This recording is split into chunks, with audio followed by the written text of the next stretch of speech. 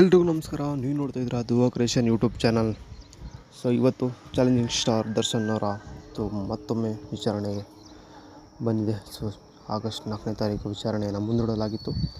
So September 30ನೇ ತಾರೀಕಿನಂದು ಇವತ್ತು ಅದರ ಒಂದು ವಿಚಾರಣೆಯನ್ನು ಇವತ್ತು ಮಧ್ಯಾಹ್ನದ ಮೇಲೆ ವಿಚಾರಣೆ ಇವತ್ತು ಕೋರ್ಟಲ್ಲಿದೆ.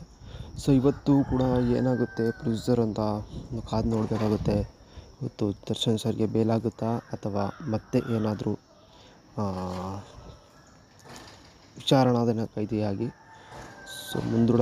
ಮುಂದೂಡ್ತಾರಾ ಅಥವಾ ವಾದ ಪ್ರತಿವಾದಗಳು ಮಾಡಿ ಏನಾದರೂ ದರ್ಶನ್ ಸರ್ ಅವನ್ನ ಒಂದು ಬೇಲ್ ಅರ್ಜಿಯನ್ನು ಸಕ್ಸಸ್ ಮಾಡ್ತಾರಾ ಅಂತ ಒಂದು ಕಾದು ನೋಡಬೇಕಾಗುತ್ತೆ.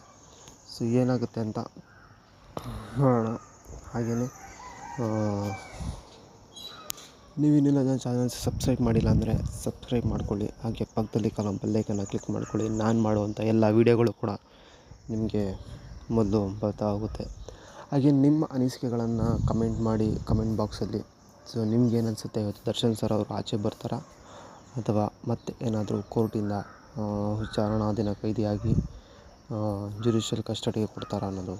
ಸೊ ನೀವು ಕಮೆಂಟ್ ಬಾಕ್ಸಲ್ಲಿ ಕಮೆಂಟ್ ಮಾಡಿ ಅಂತ ಹೇಳ್ತಾ, so have a nice day. What you people are doing?